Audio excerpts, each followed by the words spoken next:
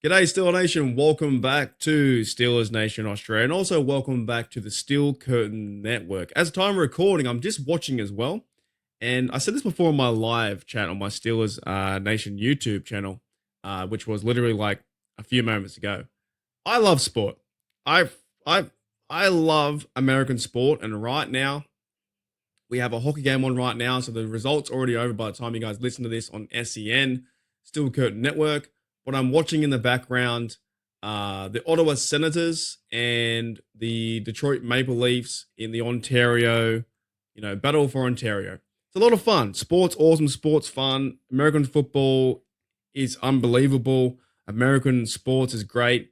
I hopefully you guys feel like this is a bar setting where we've gone out for a few drinks and had a few sherbets and we're sitting there eating pizza, eating buffalo wings, and we're talking about football or the game or baseball. I know baseball in Pittsburgh right now isn't the best, and people are yelling for is it Bob Nuttings, to fire the team and sell the team and all that kind of stuff. And I wanted to give you my lasting thoughts and my final thoughts on the draft coming up.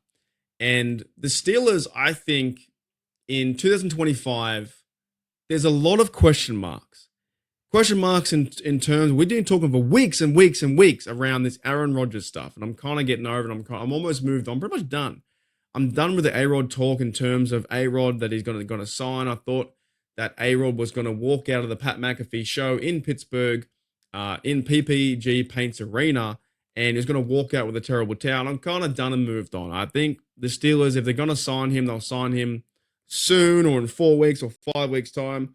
Once he gets back from Egypt, they'll probably sign, Aaron Rodgers to QB1. And if it doesn't happen, fantastic. We go with Rudolph. And if it doesn't happen, we go with Rudolph, and the Steelers were to, fill in the void at quarterback. Maybe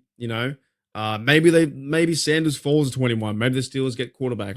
I said before, I don't want the Steelers to go quarterback in round one, but if it does happen, I will support that person 100%. I just saw another goal. This is crazy. This is going crazy. Maybe I shouldn't watch the NHL while I'm doing a podcast, but it's super fun.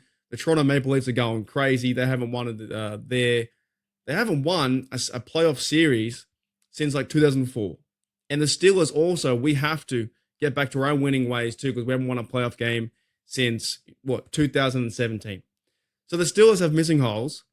They by the way too, everyone out there from Steel Nation Australia, and also everyone out there on Steel Curtain Network, happy Easter to everyone. Hope I actually had I had 4 days off, so I had a good time just to reflect and chill. Had some good food. I went up to Newcastle, which is about an hour and a half away. I got a train and ended up having a good chicken snitty with bacon and cheese on top, and I had some chips with that, and a nice salad. Had a few beers, and yeah, I've been having a pretty chill Easter. So hopefully everyone, if you do celebrate Easter, you're around friends and family having a good time, and you've had a bit of a break. Maybe you've had a bit of a break and you've just checked out and you've watched a bit of UFL, or you've watched a bit of hockey, or we've watched the basketball too. Like this is why I love American sport. This is why I love doing this podcast and talking it, because everyone can rally behind the team. And here for our Steelers, we're trying to rally behind the black and gold for the Steelers to accomplish more than just winning 10 games. We want the Steelers to go on a playoff run. But the Steelers, of course, they have problems. They have questionable things where they need to fill gaps. They need to fill up the quarterback position. They need to fill up the running back position. They need some, maybe depth on the D line. They need a starter, maybe a D tackle. They need to fill some of these holes. And what better way for them to fill these holes than go the draft? Now, my first thing about the draft, in my final draft thoughts, I've done, I think, like 1.5 mock drafts. I did a mock draft on my Steelers channel, but I don't know what I'm doing. I'm not a draft guy. I don't know exactly who's who in the zoo in terms of the best players, but I've been trying to read articles and watch highlights of certain players that are running backs and quarterbacks and stuff like that. But the Steelers have question marks, and they've got only 6 picks. My first point is, and let me know in the chat, or let me know in the comments below, or let me know on Twitter. I'm on Steelers Oz, at Steelers Oz, and what you think. If you check us out there, also leave me a question, follow and like, and all those cool YouTube things. But the Steelers only have 6 draft picks, right? So does that mean they're going to trade back into the second round pick? Do the Steelers have to have more than 6 draft picks? Do then they trade back from 21, and at that position do they gain more picks in round 2 or round 3? Because right now they've only got 6, and that's one of the lowest ones. I think for our team this year in 2025, one of the teams with some teams have like 13, 14 picks. We have 6, and we have no second round pick. And the Steelers' needs right now is defensive tackle, quarterback, running back, possibly cornerback, safety, maybe a receiver. They might just go and get a fly and receiver, or maybe they go and get an edge guy. That's what's so exciting about the draft. You never know what's going to happen. And this year too, I don't know what's going to happen. But my first question is, will they get that second round pick back? Now, they use that pick. That pick was for DK Metcalf, right? He was that pick, and he's been picked up. And I think at all the quarterback drama, we've kind of lost sight that DK Metcalf is going to be an amazing player for our Steelers, and going down the field, and he's on like a 5-year contract. It's absolutely amazing. And of course, who's going to throw him what quarterback is going to throw him the ball? But I'd start there. So with that being said, the Steelers, do they trade back into the second round? And they might do so. They might trade some picks from 2026 to come back into the 2025 draft. We will soon see. So I'm happy if they do. I'm happy if they do trade back into it, and they were to pick up a running back, or maybe they go D lineman or quarterback, falls their way. But now I wanted to move into more what the Steelers would do in terms of like draft needs. And there's many a better bloke out there who does mock drafts and, understands the college players more than I do in that sense, on the SEN network, like Jeremy Betts and those draft dudes out there. Like, I have no clue. So for me, though, I do understand, and Andrew Wilbar as well. Those dudes out there study the draft like it's their, it's their religion. They're every single day they're talking about draft and this guy on colleges, and this guy's got great hands, and this guy can move laterally, and this guy had, he won this many championships, or this bloke is the best prospect at his position. But I do know what the Steelers need, and Steelers need defensive linemen, Steelers need quarterback, Steelers need running back. And I get a feeling, and I was talking about this yesterday on my Steelers Live, and I get a feeling that the Steelers will move and try and get a running back. I guarantee you, in the first 3 rounds, if they trade up to get a round 2, in round 1, round 2, or round 3, the Steelers will 100% find a running back. Now, I went to the top 30 reported top 30 visits for 2025 for the draftees. Now, the Steelers have had 9 running backs. I'm going to say some names out there, but I don't overly know who these blokes are. But running backs, 9. That tells me at somehow, some way, they're getting a running back in this draft. That 9 running backs have come to the facility and turned out and said, you know what, I wouldn't mind, showcasing my skills. And the Steelers are like, you know what, we're going to try and figure you out if you're going to be a Pittsburgh Steeler in 2025. Now, of those 9 running backs, DJ Giddens, Kansas State, Dylan Sampson, Tennessee. Can't pronounce this guy's first name, so I'm going to say his last name. Tootin from Virginia Tech. Ollie Gordon, Oklahoma State. Jaden Blue, Texas. Caleb Johnson, Iowa. Amarian Hampton, UNC. And by the way, I just watched some highlights of Hampton. I think he's one of my draft crushes, like at the moment, where I'm thinking if he becomes a Steeler, he's going to be so much fun to watch. I saw some highlights, and I saw some interviews from him recently when I was just chilling and having a coffee this morning. And then RJ Harvey, UCF, I think they're the Knights, and Travion Henderson, Ohio State.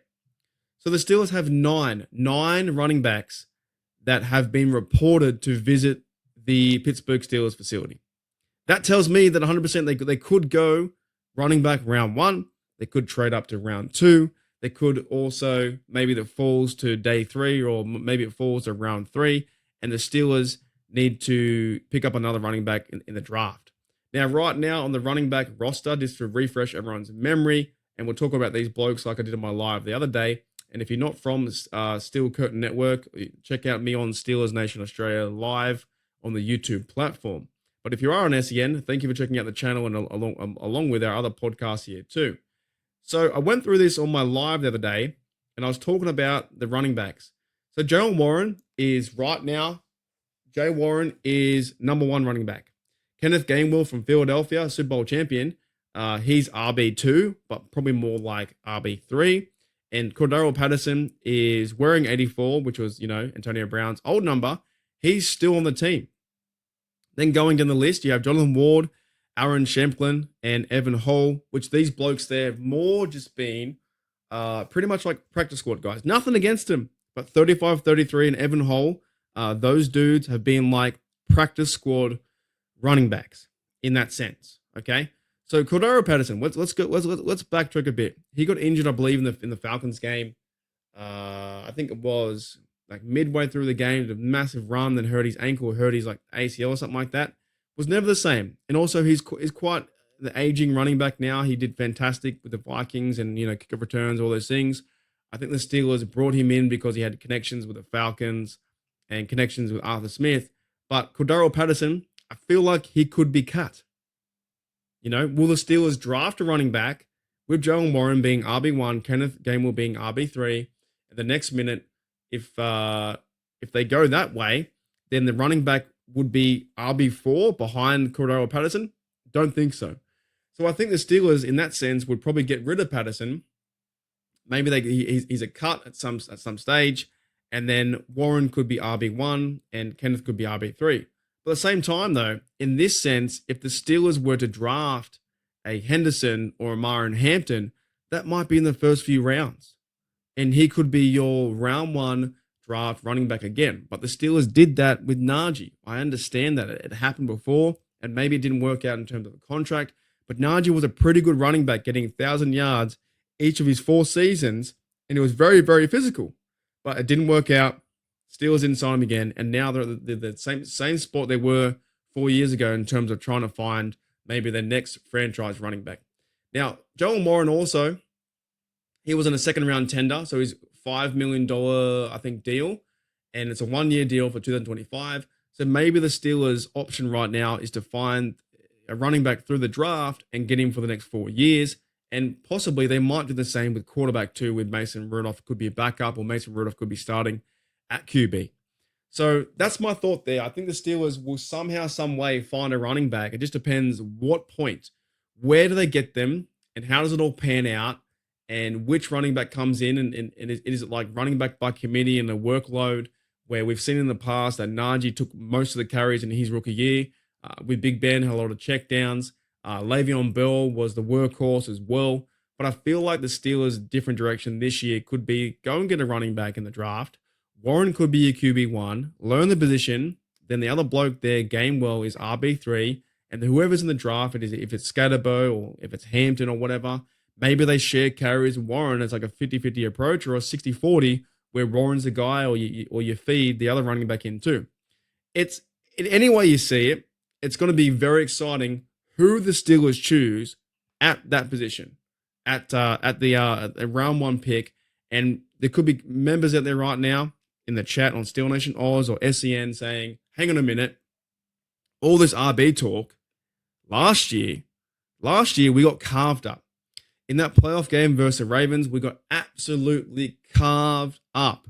The Steelers, Mark, they need to go and get defense. Well, here's my thoughts, because here's my final thoughts on the draft before everything happens, because next week when we start talking about this stuff, we're going to go into, oh my goodness, the Steelers got this guy, and I can't wait to see him play in training camp. This is why I love the team. I love the team so much. I want to see the team be successful, and I want to see this team win playoff games and get back to those winning ways again. I want to see them go on another dynasty run where they're winning 3 or 4 in a row. Like the Chiefs won 2 in a row. I want to see them be competitively in games all the time for our team, for Pittsburgh to be on fire. Once again, the black and gold defense going crazy. So running backs. Could be a possibility they go running backs in round 1. Could be a possibility the Steelers go quarterback in round 1 with Sanders if he falls that far. Like this is a fun time right now. Or you're saying to me right now, but Mark, don't you think the Steelers need to fix D line? Well, I do, 110%. So on the other side of this break, guys, we're going to go to a quick break from Steelers, Steel Curtain Network, and also Steelers Nation Australia.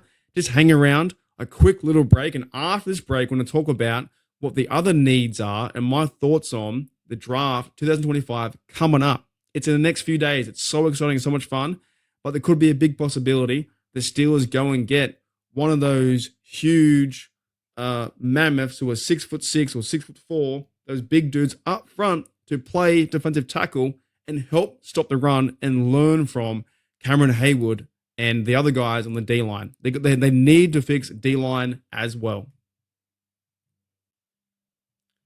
Alrighty, Steel Nation, and we're back. We are back on Steel Curtain Network, and also we're back on Steelers Nation Australia.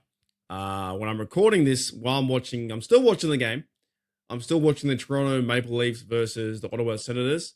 They're winning 5-2 at the moment. So in the background, I'm watching some hockey. And like I said in my first part of the show, is I love sport, man. I love sport. I love the NFL. I love American sport. I love going to bars and eating pizza, eating wings, eating steak, eating some good food, having a beverage. And as you sit there at the bar and you look up and there's a college game on, there's a random lacrosse game on, there's some like hockey or baseball. And right now, when I used to live in Canada, I lived in Canada almost 10 years ago now. 10 years ago, I'd just sit there and chill and I'd watch the hockey and it'd be a good time because you rally behind your team, and playoff hockey is really fun because they play best of 7 and it's, down to the final cut. Like you've got to win all these games and then beat this team 4-3 or whatever it may be, and the best man pretty much wins. So love sport. And I saw another goal. I just saw another goal. The Leafs are up 6-2, up by 4 with 6 minutes and 47 to go. However, I'll get back to it. I'll get back to the show. So welcome in. You're thinking, this guy's talking about hockey. We're going to talk about Steelers. We are. We're going to talk about Steelers. And here are my thoughts. On the other side of the break, I was thinking, what are the Steelers going to do? And here's my thoughts. I wouldn't mind Steelers going quarterback. I wouldn't mind, I think quarterback, their needs right now are quarterback, running back, and defensive line. So at this point, the Steelers, if they were to go to defensive line, I wanted to focus on a few players. And I'm not, right now, I tell you and I tell the whole audience, I'm not a draft guy. I'm just a dude in my room talking Steelers, who's watching the Maple Leafs game, having a bit of fun. But I did read up on some things in the Steelers, overall visits, the top 30 visits, and a bit like the running back position, the defensive line. Steelers have brought in 8 defensive linemen to check out, and that was JJ, I think Pegasus or Pegs from Ole Miss, Yaya Black from Iowa, Joshua Farmer, Florida State, Elijah Roberts, SMU, Jamaro Caldwell, Oregon, Derek Harmon, Oregon. He's a top pick. I think he's looking to go like, 15 or 20, or could possibly fall to the Steelers at 21. Jared Harrison Hunt from SMU, and also Darius Alexander Toledo. Holy Toledo! So Derek Harmon, right? He's a bloke there that has been linked to the Steelers at 21. If he falls that far in the draft, in the first overall pick, the Steelers would then draft a defensive lineman and kind of like not solve, but they would begin to figure out how to stop the run and how to get back to that, crazy defense where you can block the guys up, and TJ Watt and Highsmith on the outside can wreak havoc, and you can also learn from Cameron Haywood. So, like I said, not a draft guy. However, I went into the NFL.com prospects, and you guys can too if you go into NFL.com, you can look them up. Derek Harmon is the bloke from Oregon, defensive tackle, and Steelers definitely need that. Hometown Detroit. He has 6'4", 313 pounds.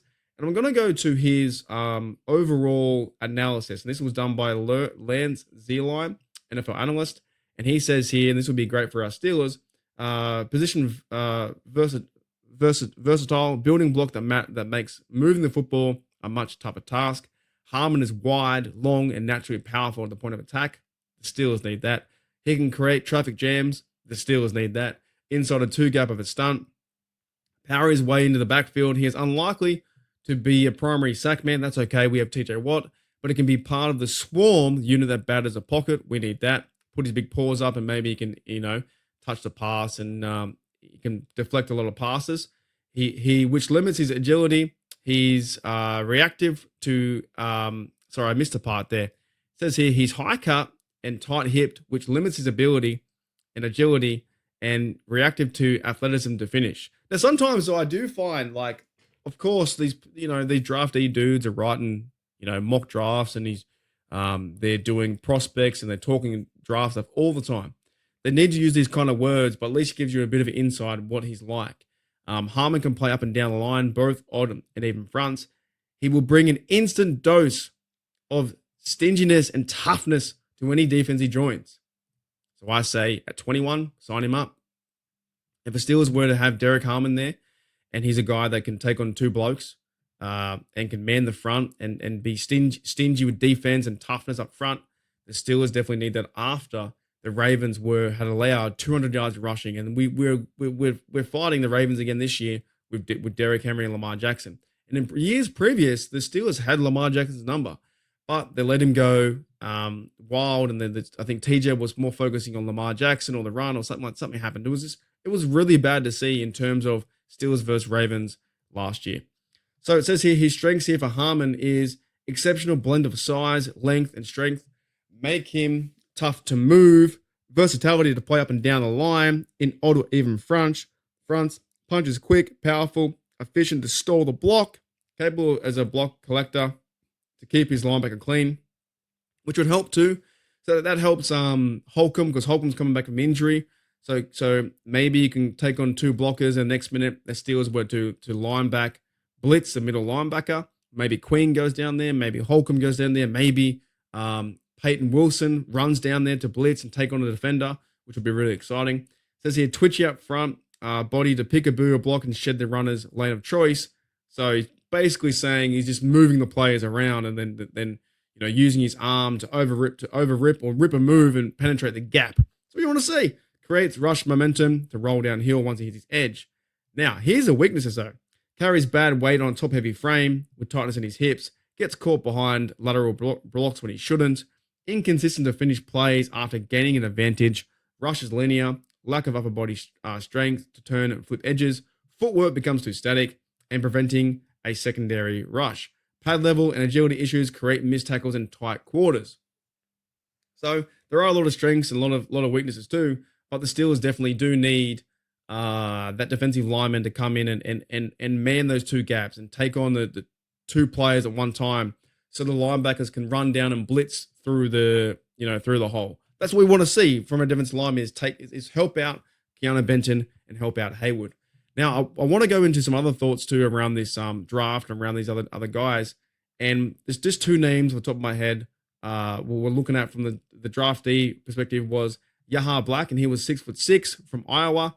Steelers, they said here on his profile that he could be rounds 5 and 6. And the other guy too I looked up on the NFL was Joshua Farmer, and he's projected to go overall round 3. So here it is in the prospects of the Steelers. They brought in 9 guys, and they brought in like 8 running backs. They brought in like almost 20 something players with a quarterback, running back position. Like if you were to take a trifecta, you could put down the Steelers go running back, quarterback, running back rounds 1, 2, and 3, quarterback rounds 1, 2, and 3, and also defensive lineman rounds 1, 2, and 3. The problem is though the Steelers don't have a round 2 pick. So how do they get back in that position where they even have a chance to get a round 2 pick? And in the comments below, how do they do it? Do the Steelers go QB, running back, defensive line? Is there like a smoke screen somewhere in this thing coming up in a few days' time? Do they go safety? Do they cornerback? Like this is the most exciting time right now to be a Steelers fan because there's no games on, but all we have is the draft. So I'm looking forward to it. I'm looking forward to the potential new quarterback coming to the room. I'm looking forward to a new running back in here as well. But this could be one of those things where it's best player available, where the Steelers go and get a running back at 21. Steelers go and get a defensive lineman at 21. And whoever they get there, then it all kind of flows and effects and saying, well, the class is really deep in terms of running back. And there's a lot of good defensive linemen the Steelers have brought in at that point to be maybe a starter in 2025. They need help. They definitely need help with our defense for sure. Alrighty, Still Nation. So we're almost near the end of the show. I want to say a big thank you to everyone who checks out Still Nation Australia and also Steel Curtain Network. Here's my final thoughts, my very final thoughts, without probably swearing or without doing any rude language. My final thoughts of the draft. And this is just me coming from a fan. We've got a microphone and the camera. My camera's off at the moment on Still Nation Oz. But just a fan with a microphone in his room chilling. I'm okay. I'm okay with whatever happens. If the Steelers draft defensive lineman, if they draft cornerback, if they draft running back, I'm okay. This is part of the fun. I will be there next year in 2026. I'll be in Pittsburgh cheering my team on.